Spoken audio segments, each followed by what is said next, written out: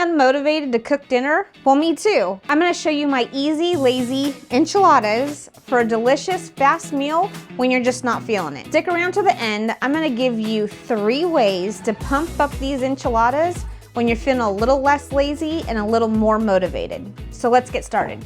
These enchiladas are easy as 1, 2, 3, and 4. So we're gonna shred the chicken. I already did that.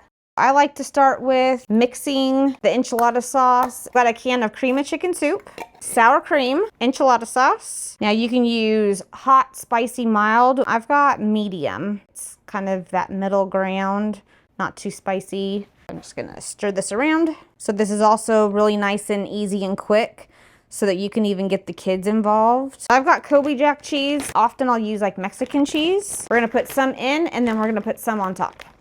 Throw in our chicken. Again, if you like it more chickeny, add more chicken. So with the chips, you know, gotta taste them. Quality control. You don't want stale chips. I guess it wouldn't really matter though. They get baked in sauce anyways.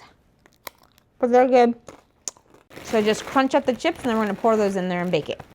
So I didn't add all of the enchilada sauce when I first put it in here because it depends on what level of wetness that you want for your enchiladas. We reserve some because we're gonna put some on the top as well.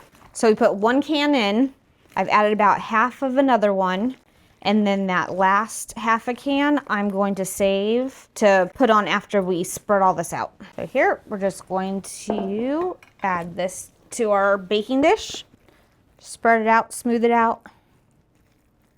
Family and kid approved. If your kids are wanting to cook, this is a great first meals. It's super easy for them to put together. All right, so now I'm just gonna put the rest of the can on top. Now this is something that you do not have to do. I like to spread this on and bake it without putting the cheese on first because my family does not like it too saucy. We like the sauce baked in a little bit more.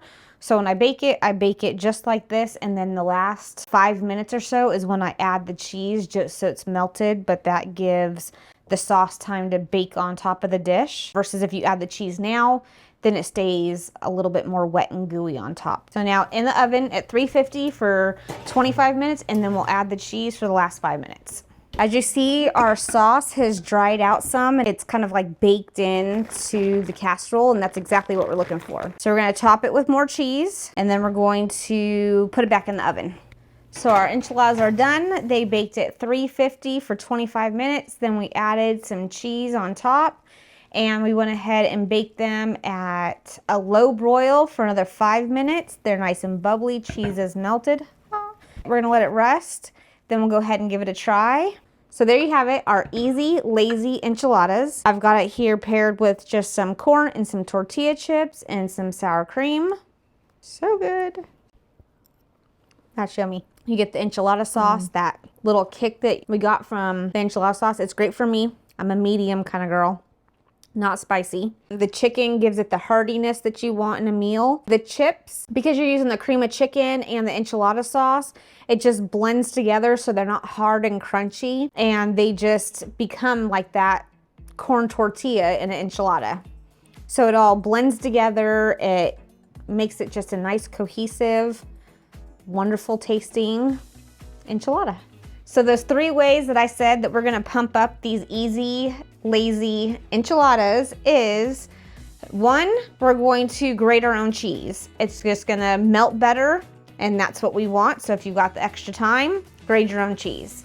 I would do a mix of Monterey Jack cheese, cheddar cheese, and some like quesadilla cheese. So number 2, grill your own chicken instead of use the rotisserie chicken. In the recipe, I'll share with you the spices that I use. It just enhances the flavor because you're picking the spices and the amount of spice that builds that flavor even more in those enchiladas.